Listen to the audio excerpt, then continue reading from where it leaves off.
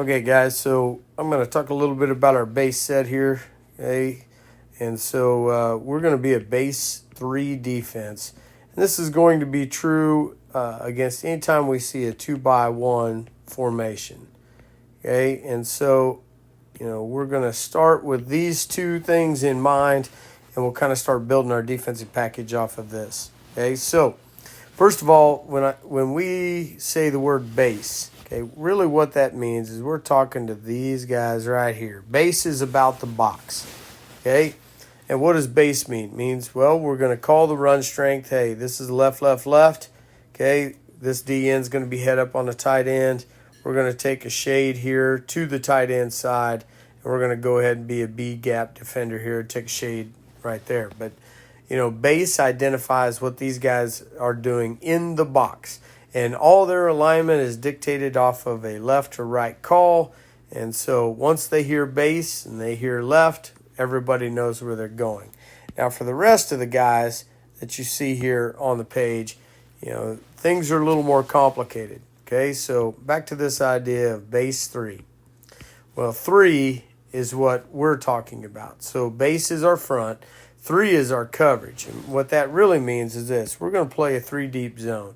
We're going to let these guys handle everything that might happen down the field, okay, over the top. So we've got 3 deep defenders, and then we've got our linebackers. But where these guys start is all predicated on, this idea that we're defending a 2-by-1 set, but also the spacing of our opponent.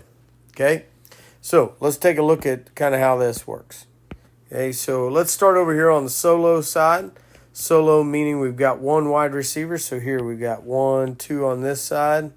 Oops, let me see if that'll right. 2, and we've got 1 guy over here. So we're on the solo side. So anytime we're the corner on the solo side, okay, particularly see this guy's a detached wide receiver. We'll talk here after a bit about what if he's attached to the line of scrimmage. Okay, but this guy is detached. So solo side, we're going to play inside. Okay, solo side, we're going to play inside. So our alignment ought to be 5 to 7 yards off and 1 yard inside. Okay, now the most common route here is this drive route. Okay, and so what we want to be able to do is, take a good alignment, be able to backpedal. Okay, still have our eyes in here looking at the butt of this guard. Excuse me. The butt of this guy right here. Okay, and being able to recognize or being able to kind of see both things that are going on so that we can defend that drive route. Okay, so corners, what we'll work a lot on is being able to react out of our back pedal, play against this drive route, okay, after getting a key right here. What's this guy doing? Okay, high hat means we're looking at a pass, and we'll go from there. Okay, now that's pretty easy on the single receiver side, but on the 2 receiver side, things are a little more difficult because now we have to consider spacing. Okay, so if we're over here, what I mean by spacing is that these 2 guys, the tight end and the slot, if they are 7 yards apart or more, 7 yards or more, then we're going to consider this guy, he's solo again. Okay, 7 means solo, even on the 2 receiver side. Okay, 7 means solo. And what does that mean? Well, it means we're going to go back. We're going to play just like we were solo. We're going to be 5 to 7 off. We're going to be 1 yard inside. Okay, we're going to take away that drive route, and we're going to play ball. Now, if those guys are wide, that really means that this free safety's got to be a little closer to the line of scrimmage because, he's got to be able to help when they run some sort of, post with an out combination. Okay? Those are things we'll work on the field. But let's talk a little bit about what happens if this spacing is like, 6 yards. Okay? Well, now, once it becomes inside of that 7 number, we're going to move back out. And this free safety, and this is where Trent really excelled last year, was when we could start him out deep. Okay, when we could let him be at that 12-yard depth and kind of, take a look, figure out what's going on in front of him and kind of sort things out and go play the ball. Okay, so when we get these guys tight in here, it's really important that our free safety get a little extra depth and our corner go ahead and play outside, because now we're going to have to wait around, because when they're tight, we're in a little bit more of a situation where we have to play in and out help. Okay, so alignment means a lot for our corners. Most of the time, corners we're going to be an inside alignment. Okay, but if this number one receiver on the two receiver side starts getting close, then we're going to be an outside alignment. Most of the time, free safety is going to be somewhere around 8 yards, but if these guys are tight, we're going to have to go back to that 12-yard depth. Okay, so let's talk a little bit about the linebackers. Now, the Mike linebacker, we like to have him start out with the idea that we're going to go to the run strength. Okay, now him and the Willie's kind of this jack of all trades. We move him all over the place. Okay, this is kind of the T-Rex of our defense right here. Okay, gets to do a lot of everything. This guy gets to wear the hard hat. He's the hammer. This guy has to be able to do a whole lot. Okay, now, here's what I'm going to tell you. So, whenever we're in here, Mikes, we're going to be outside. Our inside foot is outside this guard's outside foot. Okay? We have a bad habit of wanting to get in here and get too tight. Give yourself some room. Okay? Trust me, we are fast. It doesn't matter. Move out. I don't care if you're clear out here like this, but get where you can see right through that guard, right into the backfield. Okay? And same with the Willie. Make sure that we're wide enough to where we actually, runs that happen in the 1 and 2 hole in the A gap, those are things that are easy to react to. Okay? We don't want to get beat across our face to the outside. Okay? So let's make sure that our alignment is outside conscious and inside aware. Outside conscious and inside aware. Now, if you happen to be, like here I drew this guy in this position for a reason. Okay, so if you've got a back kind of deployed to your side, you got to have leverage on that back when he's in the backfield. Okay? You got to have leverage on him. So, our alignment basically is dictated by, 2-by-1 sets and which direction and how the spacing works for these guys. So let's take a look over here then at a similar set, still 2-by-1. Okay, but this time we've got like an opposite look. This is right over for us. Now here we are. This is less than that. This is 6 yards, 5 yards. It's less than that 7. So you can see that I drew the safety nice and deep. This corner would probably be a little bit farther outside. Okay, but what these guys are doing is this safety is really going to cover everything over the top. The corner is going to make a decision. If he gets a drive route right now, he might be driving hard on that drive route, and they might be running this wheel in behind it. But the safety is going to cover that wheel up. Okay, just as the corner might see this. Hey, there's a bubble right here. I got to go get that bubble right now. And this guy's running a go. Well, the safety's got to be able to work over the top of that. So the safety gets that extra depth in this alignment to give himself time to kind of figure out what's happening in front of him. Okay? So on the single receiver side, now we've got this guy deployed. So our single receiver is a tight end. We're still going to have that same depth, but you can see I'm about 2 yards outside of that guy now.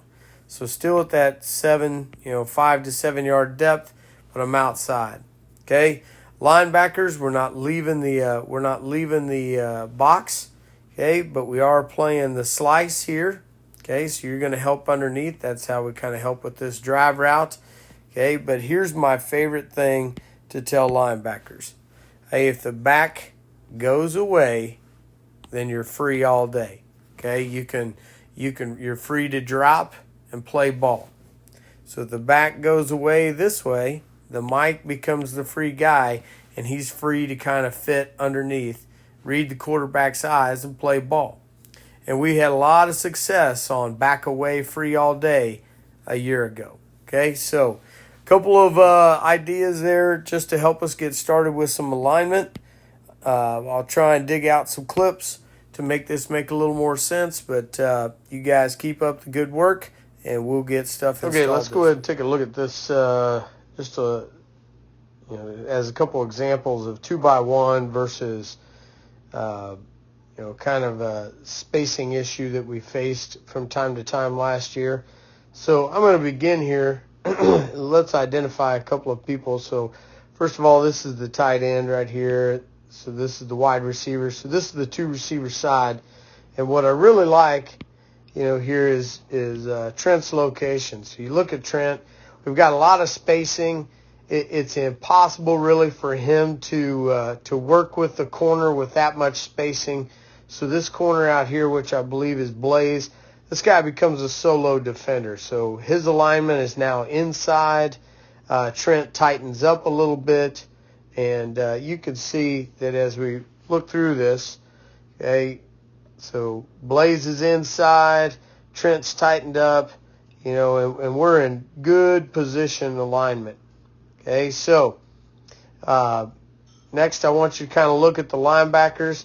You see that the back goes downhill to Mitch's direction. So once Kale recognizes pass, and back away, you can see him backpedaling out of there. He's free to go play. He's free. Find the quarterback's eyes. You can see him. He's looking at that quarterback. Where's he going with the ball? He's headed that direction. Now, it's a deep shot, so he's not going to get involved in the play, but he's able to go ahead and when the back goes away, he's able to get freed up and just play ball. Okay, so here's Corey Johnson. He's on the solo side. He's 7-1. This guy over here is pretty fast. So Corey's about 7 yards off. He's inside. You can see this guy tries to get to the outside. Corey just rolls underneath, gets in phase with him, does a great job of being there when the ball gets there. That's fantastic defensive play. Okay, now, free safety, tight end stays in, so he kind of gets freed up. Not a big deal there. That's just kind of how that goes sometimes when we get big separation. It's a two-receiver route. They're just trying to get the ball thrown down the field, picking a matchup and seeing if they can win. Okay, in this coverage example, this is a 2x1 set, and you can see, I really liked what we did last year defensively, particularly towards the end of the year. Our guys didn't panic. Kind of look around. We got plenty of time. We don't need to get excited. Mitch looked for a second like he was going to go out there, but, pretty soon we realized that, no, we don't need to get excited. It's just a 2x1 set. Now, they do bring this guy over. He probably leaves the backfield, but I use this as an example because of our deployment. So, what I really like here is what Trent starts to do. As he gets settled in, he's like, oh, okay, so short spacing over there, I could go ahead and get some depth. So he's already backing up. Okay, he's giving himself that extra depth that he wants, because what makes this easy is when we give ourselves a little more time to kind of sort out what's going on in front of us. We don't immediately have to go run and jump anything. Here they try and take the Engel kid down the field, okay? And you can see, Blaze over here on this side, he's got some depth to him. He's about 7-1. He's outside that tight end. But when the tight end stays in blocks, Blaze just falls off and becomes a defender. And look at us. We got three guys all in the right spot because we played with some spacing discipline. We didn't let their little adjustment change what we did in the box. Okay, you can see that, Mitch stays in the box. Kale is in the box. Okay, back away. Kale becomes free. He's involved in that play down there. Trent does a good job when these guys are in tight spacing. That's what we mean by tight spacing. He's got to get more depth because things are going to happen in a hurry. It's going to be hard to sort it out right away. So give yourself some time. Let Corey kind of make the decision of what he's going to cover, and then Trent will pick up whatever's left. Okay? A couple examples kind of go along with the pictures that we drew to kind of help you understand what we're doing on the back end.